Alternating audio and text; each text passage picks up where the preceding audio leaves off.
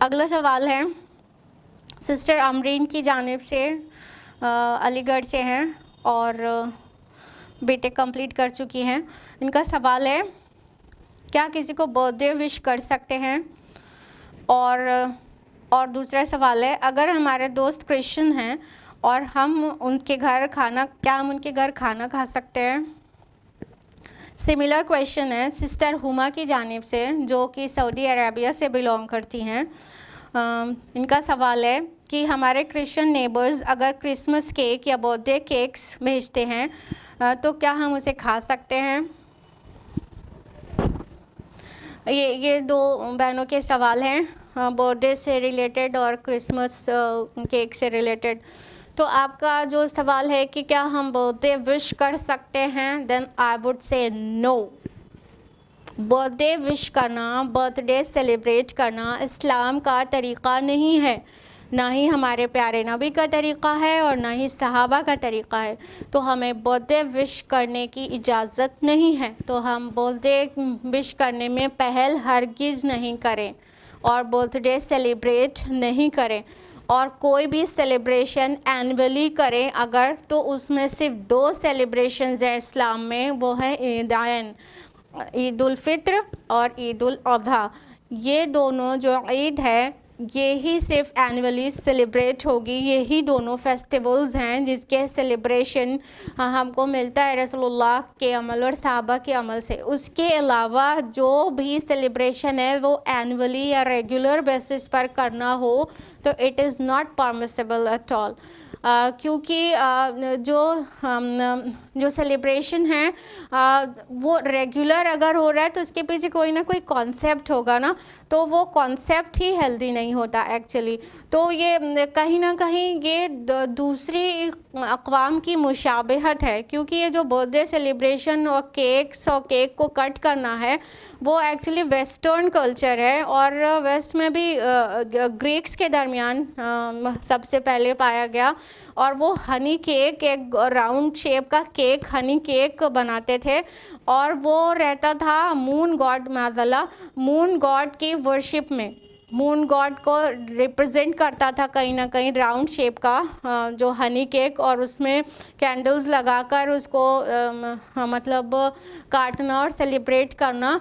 ये सोचिए इसमें कहीं ना कहीं शिर्क की बू भी आ रही है, तो ये उनकी मुशाबहत हो जाएगी। और अल्लाह के रसूल सल्लल्लाहु अलैहि वसल्लम फरमाते हैं, और अबू दाऊद की हदीस है, हदीस नंबर 4031, रसूलुल्लाह फरमाते हैं मन तशब्बह बिक़ौमिन फ़हुव मिनहुम, जिसने दूसरी किसी कौम की मुशाबहत इख्तियार की, सिमिलैरिटी इख्तियार की, वो उन्हीं में से है। तो हम दूसरी कौम की मुशाबहत इख्तियार नहीं कर सकते हैं। तो बर्थडे विश करने में पहल बिल्कुल नहीं करें और बर्थडे सेलिब्रेट नहीं करें। वन टाइम कोई सेलिब्रेशन है, लाइक किसी को बहुत अच्छी जॉब मिल गई है तो ठीक है, गैदर हो सकते हैं, खिला सकते हैं लोगों को, कोई मसला नहीं है। लेकिन अगर वही चीज़ एनुअली होना जाए तो भी प्रॉब्लम वाली है।